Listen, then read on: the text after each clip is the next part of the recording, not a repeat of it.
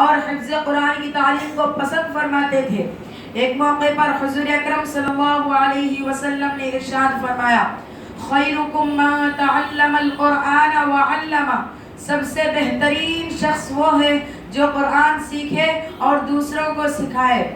جس کا اتارنے والا امین اور جس پر نازل ہوا وہ امین، اور اترا بھی ایسے مقام پر جسے حق تعالی شانہ نے بلد امین کہہ کر پکارا۔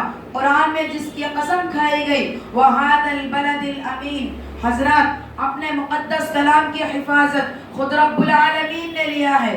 إِنَّا نَحْنُ نَزَّلْنَا الذِّكْرَ وَإِنَّا لَهُ لَحَافِظُونَ، تاریخ اس بات کی گواہ ہے، ہر زمانے میں ہر فن کے ماہرین نے اپنے نوعیت سے قرآن کی حفاظت فرمائی، اور خاص کر مدارس اسلامیہ نے تمام علوم میں قرآن کی حفاظت کی ذمہ داری اٹھائی ہے۔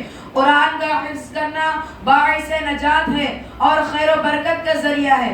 جس کے سینے میں قرآن ہے وہ فرمان الہی کا مرکز ہے، جس کے دل میں قرآن کریم ہے وہ معرفت الہی کا محور ہے، تو پھر وہ جنتی کیوں نہیں ہو سکتا؟ معزز سامعین اکرام، موجودہ زمانے کے مسلمان قرآن کو سیکھنا اور پڑھنا اور قرآن کریم کو یاد کرنا بہت دشوار سمجھتے ہیں، حالانکہ ایسا نہیں ہے۔ قرآن کو اللہ تبارک و تعالی نے بہت آسان کر دیا، خود قرآن کریم بھی اس کی گواہی دیتی ہے۔ فرمان الہی ہے وَلَقَدْ يَسَّرْنَا الْقُرْآنَ لِلذِّكْرِ فَهَلْ مِن مُدَّكِرٍ، نصیحت اور عبرت حاصل کرنے والوں، ہم نے قرآن آسان کر دیا۔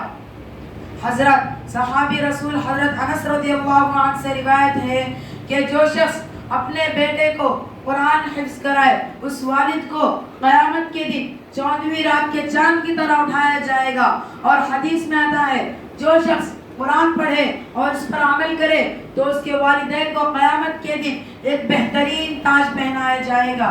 اللہ تعالی ہم سب کو قرآن کو سیکھنے اور اس پر عمل کرنے کی توفیق دے اور اپنے نونہالوں کو حفظ قرآن کی دولت سے مالا مال فرمائے، آمین۔ وآخر دعوانا ان الحمد للہ رب العالمین۔ السلام علیکم ورحمۃ اللہ وبرکاتہ۔